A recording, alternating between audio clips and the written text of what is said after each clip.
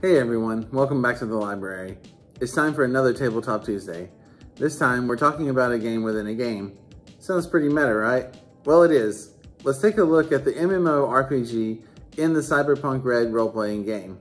In Cyberpunk Red, your edge runners are always out on the streets getting shot at as they try to bring down a rival gang or infiltrate a megacorp's mainframe for a file full of trade secrets that they can sell to pay next month's rent. But what do they do during those rare moments of downtime?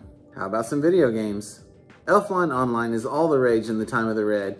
This VR massively multiplayer online role-playing game is the perfect way to blow off some steam after a hard day of sticking it to the corpse. When you start, you create a level 1 elf that works similarly to creating a character in Cyberpunk Red, but without the life choices and some of the skills. You can meet up with friends online and run quests, earn gold, and level up, just like a real MMO. Think of it as a fleshed out RPG inside your RPG. The GM dictates what's happening and you play it out just like you would in the real world. You can rank your elf up to level 10. The level cap is low because the game company wants you to pay more to have multiple characters. And even join an in-game guild called an Elfline, which will help you run dungeons and find rare items that you need for your build. So now you might be asking, that's cool and all, but what does my Cyberpunk character get from all this aside from just something to do during downtime? And why put so much effort into it? Well, during those boss fights in Elfline Online, you might get some super rare items dropped by the bosses. The cool thing about them is that they're hot commodities to the right buyers on the street. Did you just get a gold drop? It could easily pay for a few months of your ELO subscription if you can get it to the right person. Additionally, real-life missions might tie into ELO. Let's say your fixer comes up to you one day with a job from the rich son of a local CEO. A guy in his Elfline just got a great new legendary shield drop during the last raid and he wants it. Only problem is the guy ain't selling. That's where you come in.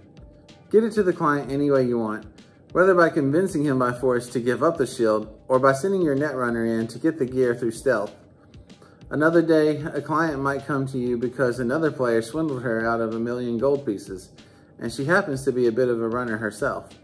She might hire you to be her muscle as she goes in to get the gold back. As a GM, you could take a scenario like this and throw a little temptation your player's way. Maybe you send them into the apartment of the mission target in order to keep him from logging onto his account so that your client can hack his account and steal back her gold. In the course of the exchange, he may catch wind of what's going on and offer the players whatever she's paying plus the 1,000,000 gold coins to look the other way while he activates his private ICE programs to fry the intruding netrunner. He might even up the ante and throw in a pair of rare items that are worth a lot of Eurobucks to the right buyer. So, do they take a lower payout to stick to their principles, or do they take a risk and go for the larger score? You could even turn this mission into an ongoing story arc. Let's say they stick to helping the netrunner take down the scammer. Once his Elfline friends find out, they might use their own resources to get even with the players, either by targeting them in the game or in real life.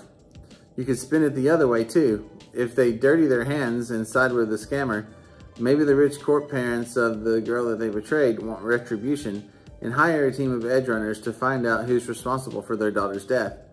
It doesn't take long for their gamer tags to show up in chat logs that should have been encrypted.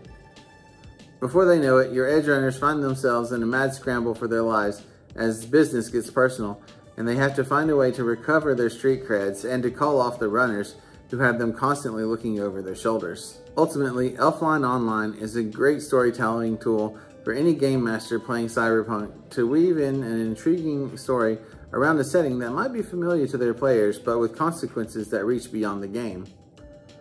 You can find a rules document to work ELO into your game from the R. Talsorian website if you're interested. That's all for today. Thanks for watching everyone, and as always, we'll see you next time.